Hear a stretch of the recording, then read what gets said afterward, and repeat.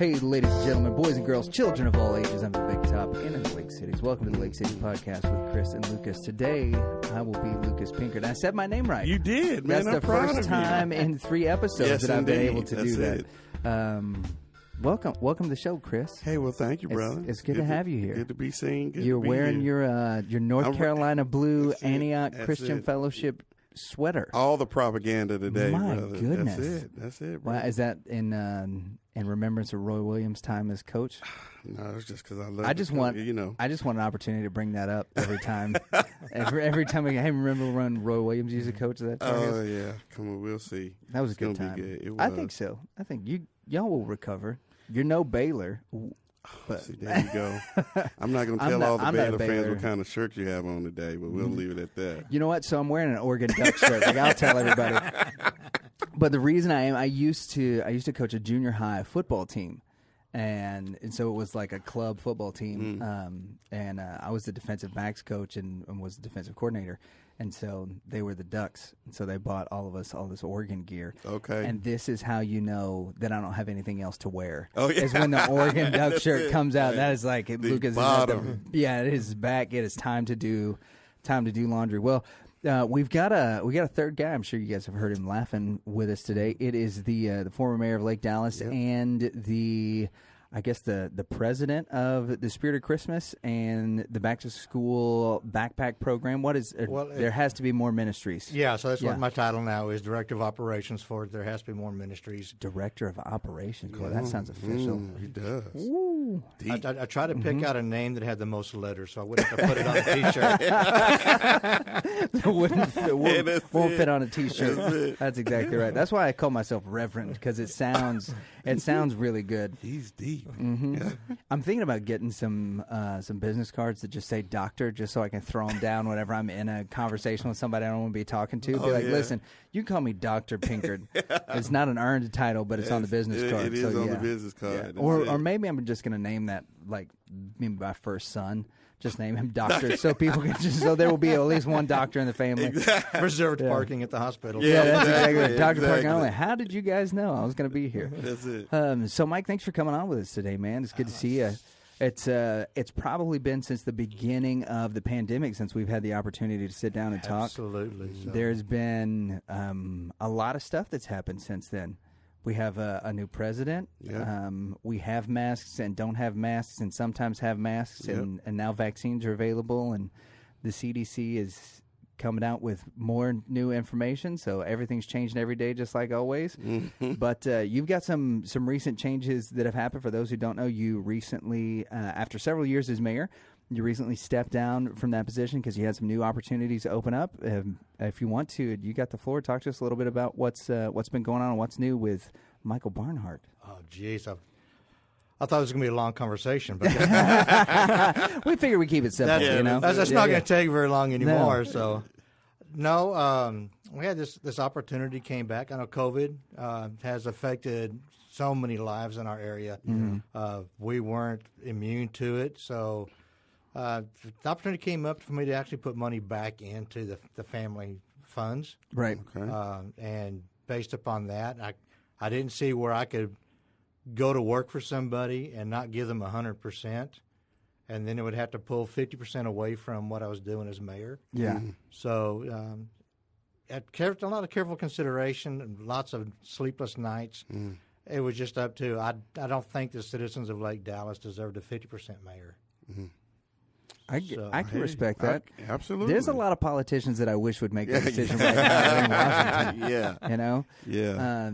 Between golfing and visiting their summer homes, it'd be nice if they go do some legislative work. For real. Well, that's a pretty big decision for you, because I know being the mayor of Lake Dallas was something that you aspired to whenever we had. I mean, when were you elected mayor? 3 years ago. Okay, but that was like in the midst of some weird stuff that had happened. There was a lot of weird things going on. The day that I was sworn in, mm-hmm. I became the 5th mayor in Lake Dallas in 1 year. Yeah, it was crazy. We had a mayor, and then he stepped down, and then another mayor resigned and got ostracized, and then we had a mayor pro tem, and then Finally, we found one that we liked, and now he's leaving. He's gone. I'm leaving that position. You know what? Hey, I'm still in Lake Dallas, and I'm planning on moving out. Yeah. Although my wife and I, we've really started watching that Escape to the Country. Oh, yeah. So now she's seeing all of these beautiful little homes out in Wales and all that. She goes, we ought to sell our house and consider relocating. Uh-oh. Yeah, I don't know if the UK is where I'm ready to move right now. Yeah. Meghan Markle doesn't seem to like it very much. Short stint. Yeah, very short stint. Yeah, but that's been a huge transition. Now, we've had a lot of transition in the city over the last couple of months. Right. I know City Manager Cabrales is no longer with us. Chief Corolla retired. Now, you've stepped down, and there's a lot of people in the city that are worried about the stability, about what's going on. We just recently elected some new city council members. What would you tell people in Lake Dallas to kind of let them know that things are changing, but we're still in an okay place? What can you do to kind of ease our minds right now? Well, we'll address the elections for the council off the bat. There's only one new council member. That's Adam Peabody, right? Adam Peabody. Yeah. Everybody else, the other two, still retained their seats. Cheryl and Megan. Cheryl McLean and Megan Ray. We have an interim city manager. Yep. And they're going to be going through a lot of changes that needed to be made to the administrative side of Lake Dallas. Right. Okay. That's why you're seeing a lot of the changes. Yes, he's no longer with us. We've got a new director of library services. Yeah, we interviewed Natalie right before she left. Yeah. And I know we had tried to help the library get a grant for some books, and we know they got turned down for that. But they are still, even with the new director of library services, looks like we're still on track to be very active in that area, which is good. It's been a real success, and it's going to continue. We've got an interim finance director, an interim chief of police. But just take a step back and a deep breath. Yeah. We're going to come out of this on the other side. Lake Dallas isn't going to go anywhere. Yeah. The feel of the city is still, sorry, Pastor, for this, but, we don't want to be part of Corinth. So you're drawing hard lines now, right? I can understand that. Yeah. I can understand. Whenever it rains, I have to go get an umbrella for Chris because he'll drown. His nose is so far up in the air when he comes over to this side of the highway. Oh, my goodness. I like it over here. Yeah, it's nice. The people are cool. Yeah, so you're going to see a lot of new faces, but there will be some change. We're going to, like I said, we will come out on the other side a lot better. Yeah, I think anytime we see the tag interim on somebody, it automatically makes us nervous. Sure. Right? Or just like when, if a church is in transition, they see that there's an interim pastor, all the visitors are always like, you know what, maybe not this time. Right. We'll wait until you get the real guy. But the fact of the matter is that over the last 5 years, the city of Lake Dallas has been in a huge transition throughout our leadership. Like you were saying, we had 5 mayors in just 12 months. Yeah. Right before you got elected. We had a city manager that had retired, a police chief that had retired, and so we had a lot of things in flux. And I think that to look at where you guys left, you and especially Chief Dan, have left us in a good position that the next group of leaders that come in will really be able to kind of hit the ground running, because y'all solved so many of the structural problems and things that had plagued the city for so long. I appreciate you saying that. Dan and I, from the very beginning, just developed a bond, and so we actually went out to the city, to the citizens, introduced ourselves as a team. We were going to be, we come in, we go out together. He was more of an influence on me choosing not to resign. He wanted me to stick around. He said, the city still needs you. I think maintaining there has to be more ministries, and maintaining the back to school fair, maintaining the spirit of Christmas are activities that I can now put more focus back into. Yeah. Coming out of COVID, nobody remembers 2 years ago. Right. They only remember the past year, and so doing the drive-throughs and not really getting to meet the kids on their level. It was a state of depression for all those volunteers that we do. Mm-hmm. So, yeah, getting back to the norm, getting back into the school, being able to have the fairs is amazing. And we're not going to require masks. I figure I don't follow CDC. I follow, Golf Channel. Well, how about Phil Mickelson? Let's talk about something interesting. Right. You know what I'm saying? That was a crazy thing. But, but you look at those fans and all that. There was no 6-foot distancing, and I don't think I counted more than 5 masks in the whole crowd. So, yeah, I think we're coming out of it. I think we never should have adopted the term the new norm. I think that's just a temporary thing, and we're going to go back to the old ways. And I think that'll be good, especially with the back-to-school fair. And I remember last year when we were vamping up for it, I know our church helps out with it. You guys do making donations, whether monetarily or through some of the goods that you guys need, helping stuff the backpacks or being present at the back-to-school fair, that there were a lot of adjustments you guys had to make for the 2020-2021 school year. Not to necessarily highlight another area of transition that we're in, Dr. Gail Stinson has moved to, she's wrapping up the school year here these next couple of weeks, and then we'll be moving. She's going to be the superintendent of Birdville ISD. We've got some new school board members that will help in our search for a new superintendent. What is the 2021-2022 school year going to look like for you guys as you're setting up the back-to-school fair with there has to be more ministries? We're envisioning a larger group of kids. Okay. I know last year with them doing 50% in class, 50% at home via the computers, I think they're going to go back to more of the full in class activities. So we're going to be looking at trying to, again, all of the supplies. How are we going to have to? How much more of that are we going to get? Right. Because there's never any statistic that you can go by other than what you did the previous year. Right. And for us, that's false data. Yeah, it's COVID has ruined every metric that I know about that concerns. So when it comes to the back to school fair, honestly, I'll tell you this: the more we have, the better we are. Yeah. Sure. So if we get more than what we need, those aren't materials that have a shelf life. They will survive till the next year. Yeah. And then, of course, we always have something available if students come into our areas midterm, around the holidays. Right. Then we can still, help those students as well.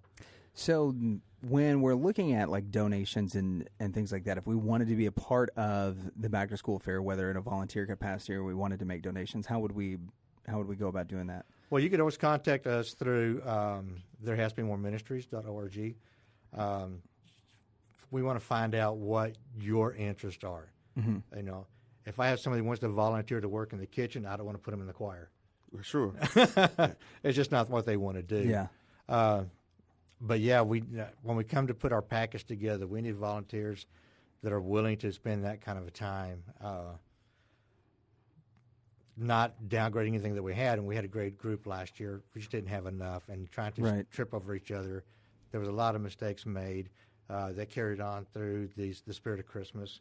So yeah, it's almost starting over. Yeah. Rebuilding a good reputation over a bad one.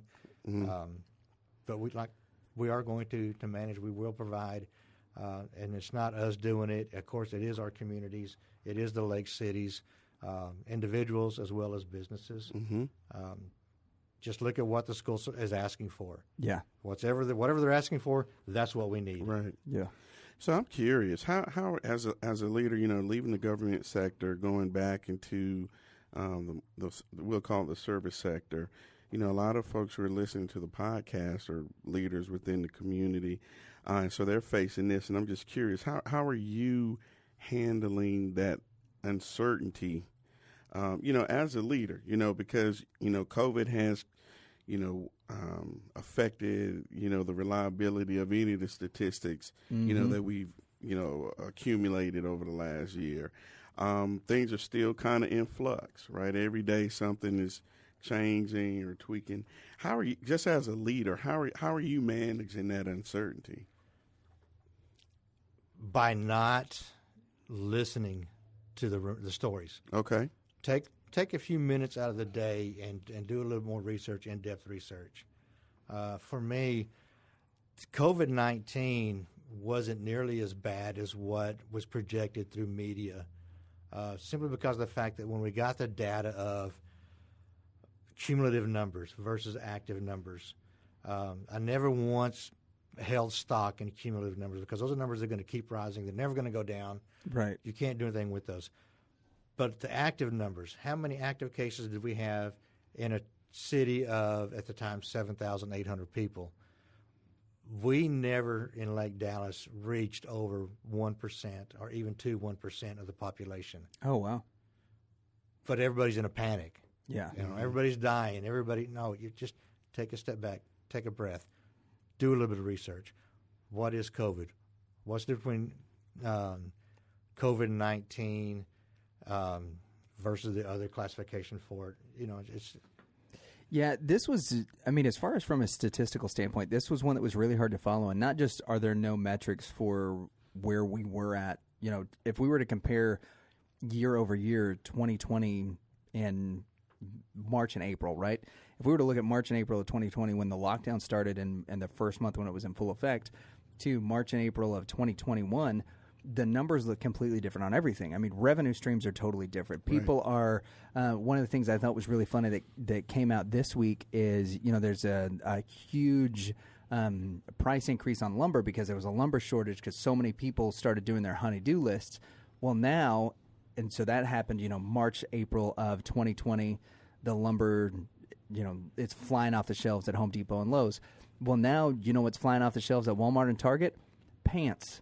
Because people have not bought pants in the last year because they've just been sitting around at home, you know, watching TV, and that's it. The sales in pants at these big box stores, now all of a sudden that's going way up. Well, if you were to compare those two year over year, nobody bought pants in March or April of last year. This year, everybody's buying pants. So there's new metrics that we're going to have to look at. There's a lot of data that is essentially unusable from the last couple of years. And I think that especially during the pandemic, is trying to figure out what numbers were good, what numbers were trustworthy on a governmental standpoint, from a business perspective, and things like that. And I know that the city like Dallas, you guys had a lot of difficult decisions that were faced, you know, last year, and talking not just about last year, but if we look at your tenure as mayor in total, the last several years, what do you think was your biggest accomplishment or the thing that you're most proud of within the city that happened? The thing that I'm most proud of is still work in progress. Okay. And that's based on trying to get Shady Shores elevated, where it always floods out. We've always got to shut that road down. The Shady Shores Bridge, yep. Yeah. So once we get that done, that's expected to be done, completed within, I think it's 2023. Okay. Is the deadline for that. But to get that ball rolling and forward to that point is a great accomplishment, especially. But trying to sit down and talk to people and educate is always a good thing. Yeah. Rumor is always, we want a train stop here in Lake Dallas. Now let's sit down and take a look at the numbers. Yeah. You know, what's it going to cost to put one in here? Right. What's the number of people riding on it now? What's the revenue that we would get per rider? And then how long would it take us to recover that money for that train station? We're never going to recover it. Sure. So why do we want to spend the money and build something? Sure. We're just going to be a lost cause. Yeah, I mean, you know, any decision, you know, we need to count, you count the cost. And sometimes, you know, as well we all know, you know, decisions are just emotional sometimes, right? Or they look really intriguing until you get down in the numbers. And it's encouraging, you know, to know that civic leaders, you know, are doing the hard work of going down deep and just coming up with cogent, logical, you know, reasonings and rationales for making some decisions. Sometimes they're just not, you know, feel good decisions. Everybody doesn't like them, but it may just be the right decision for this season. Yeah, like when, you know, I just got back from vacation. We talked about it a little bit last week. And we went to my cousin's wedding in San Clemente, so right outside of San Diego. But my wife had never been to L.A. We stopped in Los Angeles, so we had to go by the Gucci store, right? We're on Rodeo Drive. We go to the Gucci store, and they have this dress that looks beautiful, but it's $6,000. I would love to have my wife in that dress. I would love for her to have not just a Gucci dress, but that one in particular. Right. But I also think it's important that I eat and pay rent for the next couple of months. Absolutely. You know? Yeah. So, yeah, I was looking at that and I was like, you can do that, or we can put another diamond in your ring at our 5th anniversary in 4.5 years. You know, you've got options. And from our personal level, I think we understand that oftentimes a lot better than we do on a corporate or even on a city scale, sure. Right? Because in our minds, as citizens, we pay taxes on everything, right? And so we just feel like the government has enough money. They got plenty of money, plenty of money. Yeah, they just got $1 because I wanted a 12-pack of Dr. Peppers. They got enough money. Yeah. They can do whatever,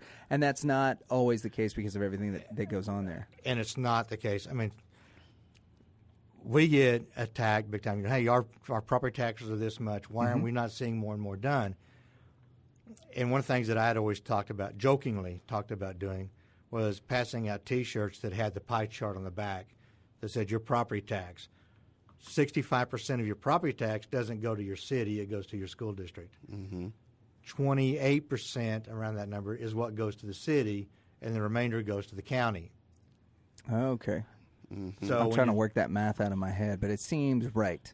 There is a remainder from 28 and 66.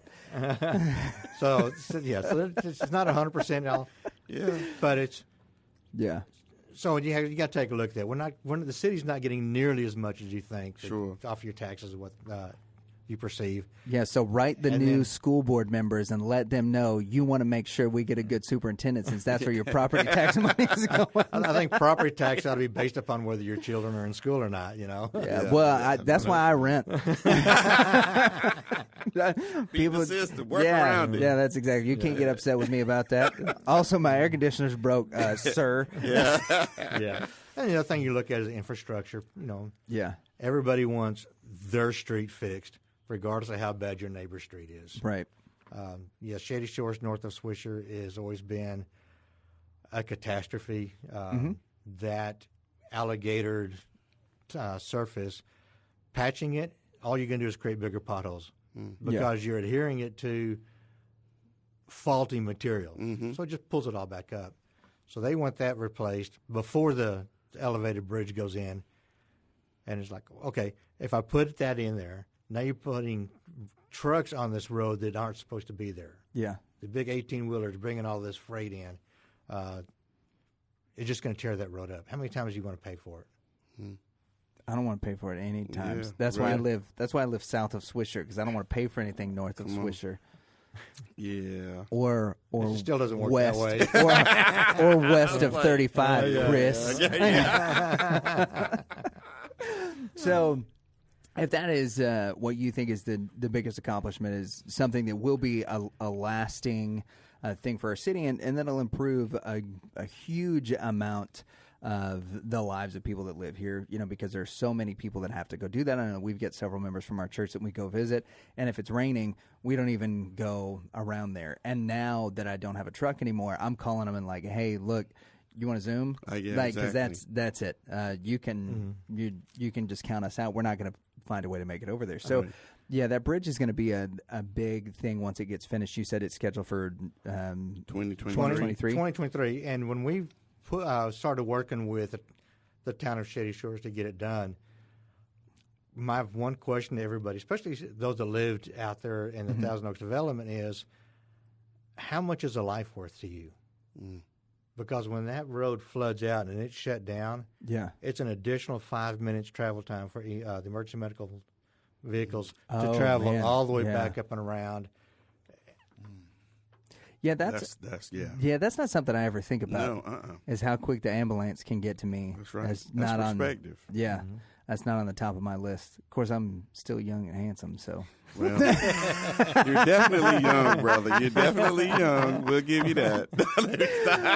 Well, I figured you want to keep the handsome parts while you quit riding the bike. Yeah, that's exactly right. That's it. That's why I keep the beard. Is I'm hiding all the blemishes. I got all that pitting.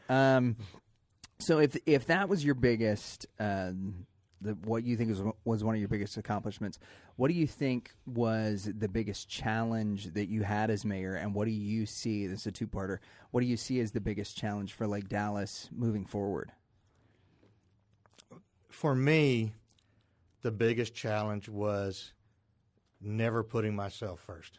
Okay. And I think that's a challenge for anybody that wants to come into politics. Always taking into consideration the majority. That's what we're founded on. So, and I tell everybody, if you want to come, if there is a public comment during the council meetings, come make your voice heard. Yeah. If it's anything else, if you want to vote on something, come and be heard. Because when you come before council, I always do the same thing. If I've got 5 people in favor of something and 4 against, my vote's going to be for the 5. Whether it's what I want or not, it's majority is what the majority is. Yeah. And I hope that will continue. And my claim to fame, 20 years from now, no one's going to know my name. And I'm not worried about that. But until then, to be able to walk down the street and hear somebody say, you did a great job for our city. Yeah. That's all the recognition. Yeah, that's a pretty powerful statement. It is. So what do you think is the biggest challenge for the city moving forward? And I don't necessarily even mean city government. Like, what are the things that you think now are the biggest challenges for Lake Dallas? The biggest challenge for Lake Dallas is always going to be infrastructure. Okay. It's what Garza, the original name, was established to be, was never to be a city. It was always supposed to be a weekend getaway location. You've got your fishing cabin up here, go fishing, keep it small, don't worry about paving the roads, we'll keep them dirt. So now you're seeing people that want real roads put in. Yeah. And what's that going to cost? What's it going to cost to do the proper drainage now, especially since we've built up so much as we have in the past? The streets that are so narrow that if you have 2 vehicles on the road, you can't get a fire truck down it without causing property damage. So there's a lot of things that have to be done. Trying to educate the public to say we want to get to you, but we've got to get all these others done first. Yeah, and I think that's a challenge that is, unfortunately, I don't think it's unique to Lake Dallas. Because we see it in a lot of these other communities that were originally, like you said, that they were fishing communities. It was where, Lake Dallas is where people used to have their lake houses. I mean, I just recently found out, so I grew up in Louisville, that Highland Shores was where all the people from Highland Park had their lake houses. Oh, wow. That was how that little subdivision originated. And so those were, we think of those as, huge homes, and they're like, no, that's my lake home. I go, okay, yeah, I see you, Highland Park Scots. But when we look at the challenges that you have whenever a community is designed to just be, camp and get away, and now we are building infrastructure, nobody anticipated that Dallas was going to come this far north or that Denton was going to get so big that it came this far south, and we're in this weird spot. And now, in addition to that, we're facing a lot of, like you said, infrastructure challenges. It's been, how long have we had internet that was only 10 megabytes a second, right? I see Chris got a hand over his face right now. But, that's a real thing, and why it might be one of those things that's, you want to call it a modern luxury. I mean, it was a real issue for the school district because they had to put in-home hotspots in a lot of those places because there was never a comprehensive plan. There was never a long-term plan for the city of Lake Dallas. And you guys have, during your time as mayor, have shifted and kind of changed the focus to what do we have to do long-term. So infrastructure, I think, will be one of the big things. Where do you see yourself fitting into the community now that you're going back to just being a regular citizen? Are you gonna fill the role that everybody's gonna want you to fill in as a liaison to the city government, or how do you see yourself fitting back into life as just a regular citizen in Lake Dallas? I think I'm going to fit in just fine. Sleeping better at night, being more focused on what we can do. Our kids are our future, and I believe that. Yeah. And until we can get them the tools that they need in a school system that tells them that we're not going to just push you forward because we don't want to deal with the aftermath, we've got to educate them. I'm so glad they brought back cursive writing back into the school system. Yeah, it makes my hand cramp. Oh, But both Chris and I just started like, ooh, that's carpal tunnel. That's what that is. Yeah. Well, wasn't one of our events, but one that I went to as the mayor, and it was, I think it was the 6th, 7th grade dance at the middle school, and there was a young man there. I found out that I was a mayor, and he goes, "Hey, can I get you a picture taken with you?" Absolutely. Let's do 3 or 4. And he took off, and I caught him back later, and I said, "Hey, look, I've got my copy, and I've signed it for him." Right. And I said, "I want you to keep this." And he looks at me, and he's just like lost, and he goes, "I don't know how to sign in cursive." I said, "Well, that's all right. If you want, I'll spend time with you. I'll teach you how to sign your name, if that." Still talk to the guy. He's a great little kid in high school now. But that's the kind of things, you always envision, how would you ask your kids to sign a legal document if they can't write? Yeah. And there's hieroglyphs and petroglyphs and all of that stuff became a thing of the past because, there were advancements made. And it's one of those that if once it's taken out of the school, the Declaration of Independence is just going to be something that was written in Sanskrit, right. Right. in relation to everything else. So, yeah, those kind of things are really important, especially as we continue to try to make advancements in technology to make sure that we stay on the cutting edge. There's still some of those things that are so important that we know how to do. Things. Yeah, absolutely. Yep, absolutely. So, you think you're going to be able to just slip back into life as a regular citizen? We're going to leave this pause, by the way, because I like this. We're going to leave this pause in because it's yeah. Do I believe that I can? Yeah. Yes. Because like all of it, I've never wanted to put myself in the limelight. Yeah. There has to be more ministries. Once Suzanne and I have got to that point where we don't do it anymore, hopefully it's there for us to pass on to somebody else. And that name will continue. Yeah. There's a whole cemetery out there with names on them that I have no idea who they are. Right. So eventually that'll be me, and I'm okay with that. I'm curious if you were given the opportunity, and we're gonna give that opportunity to you right now. What are some of the rumors that you have heard prior to being in city government that now I heard rumor X, Y, and Z that now you want to debunk and say this is definitely not it? Before or after? Both. Yeah. I mean, this election season was incredible as far as the mudslinging going on. I'd been rumored to have sexual encounters with various women in various places, even to the point where my wife caught me in bed with a woman. None of that happened? None of that happened. She'll tell you, we got ring on the front door. Yeah. So it's hard to sneak around when you got ring. So unless she came down the chimney, I don't know how she got into the house. Yeah. Brings in a whole Santa situation. Yeah.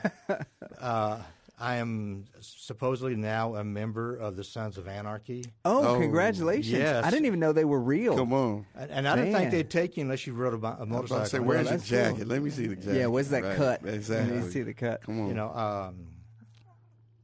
Speculation that I was taking, money under the table that never happened. And so you start taking a look at all the rumors. And if I was half as active as they said I was, I don't know if I'd be happier, but I'd be more single. Well,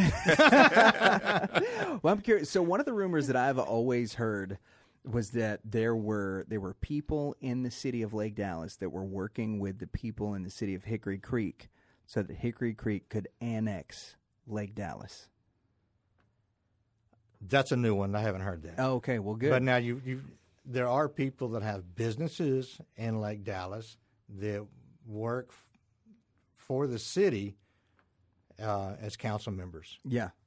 And I don't think there's any chance of that. I don't think there's anybody on the board or on the council of Lake Dallas that has any interest in that at all. Yeah. I've never been approached to be part of it and to even consider it, and I wouldn't. Yeah. So the other one that has to do with property that I've always heard, it's been one of the things that's been tossed around the rumor mill, is that Lake Dallas is unable to develop because we have a poor relationship with the Corps of Engineers. And that always seems to get pointed towards Little Elm, because Little Elm's got a great relationship with the Corps of Engineers. They share a lot of property, and the Corps has allowed them to build restaurants and recreational facilities on the lake with the Corps of Engineers. And one of the things that, especially as we were going through the process of creating the long-term plan for the city and what that was going to look like, the comprehensive plan that you guys started to put forward, that was one of the things that continually was said at coffee shops, and it's like, well, we're not going to get anything else. We're such a small city, 2 by 2 square miles, but we've got such a bad relationship with the Corps of Engineers. What is the relationship with the city like Dallas and the Corps of Engineers like? I've never had to sit down with the Corps. I know that I thought government moves slow. Yeah.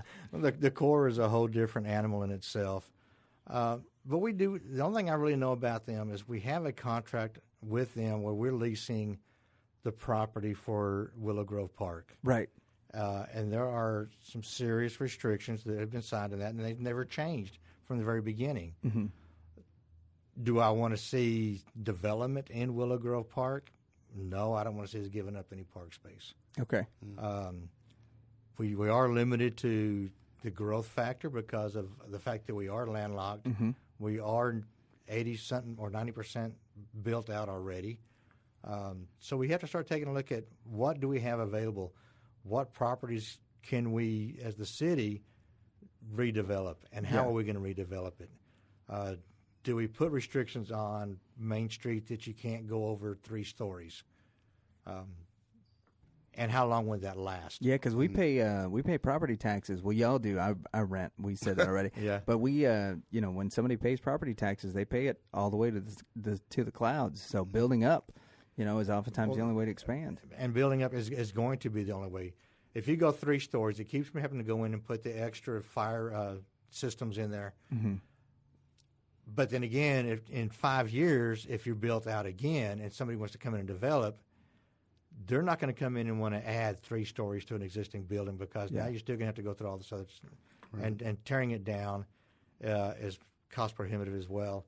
So you might as well take a look at it now and say, why can't we go 6 stories? We have the equipment to cover that. You go retail on the bottom, professional on the second. You can go residential 3, 4, maybe even 5. And then if you have a 6th floor, you do a rooftop restaurant. Yeah. A party house, man. Yeah, that's well, it takes a lot of creativity. I mean, it's a very unique, I'll say problem. Thank you. It's a problem. Yeah, but it's very unique, and sounds like it's going to take creativity and kind of envision it. I mean, because that sounds kind of, attractive to me, just hearing you describe it that way. It would be really cool to kind of see the downtown area liven up like that. And there's several, I know, properties right now in Lake Dallas that are available to lease. What businesses would you like to see come into Lake Dallas? What do you think the city needs?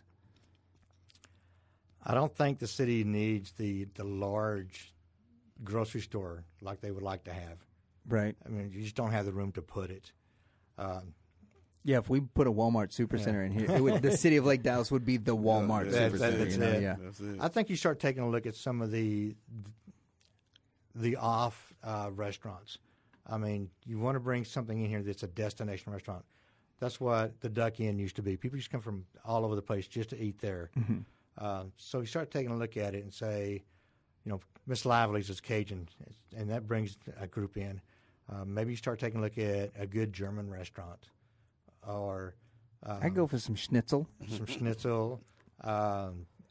A Jewish deli, something that's really authentic Jewish and stuff like that. Just something that's not the norm. I mean, how many, I hate to say it this way because it's going to get in trouble, how many Mexican restaurants can you have? Yeah. Oh, yeah. Yeah, I mean, if we had one more taco stand, we would have one for every day of the week in Lake Dallas. And that's not to say that we don't have great food. Then we'd have to change our calendars because how many Tuesdays can you have? Yeah, that's that's exactly right. That's exactly right. There's too many Taco Tuesdays. Yeah, it would be interesting to see some kind of destination business be put here, whether it was a restaurant, an event center, something like that people were coming to, be because of what it meant to the city and that kind of thing. Yeah. So, last question: if you were to be reelected as mayor. No, I'm just kidding. He's like, brother, please. You stretched that one as far as it's going to go. Yeah, no. If there's anything that you would want to tell our city officials now that you're outside of government, right? If you were to give one word of advice to our oncoming school board members, our new city council person, or anybody in the community that's wanting to run or get involved in city government, what is the one piece of advice that you would give them? Make sure you have unilateral control. Okay. You don't want a hierarchy. Mm-hmm. You don't want one person thinking they can control everything and one person thinking that they are better than, or that they're above the law. Yeah. Treat it like it's your family and make your decisions based on that, not on yourself. All right. That's a good word. It is a good word. I appreciate it. Well, hey, Michael Barnhart, former mayor, now businessman back in the private sector, the director of operations. Director of operations for There Has to Be More Ministries and the Spirit of Christmas. Thanks for coming on with us today. And you realize that the director of operation is just DOA. Well, hey, guys, for the Lake City Podcast, I am Lucas Pinkard. Chris Rasmus here. And we will we'll see you guys next week. Holla. Chris and Lucas want to thank you for listening to the Lake Cities Podcast, a service provided by FBC Lake Dallas and Antioch Christian Fellowship. If you have a topic you would like for Chris and Lucas to discuss, email them at thelakecitiespodcast@gmail.com. Make sure you give us a review and click on the subscribe button to get the latest episodes each week.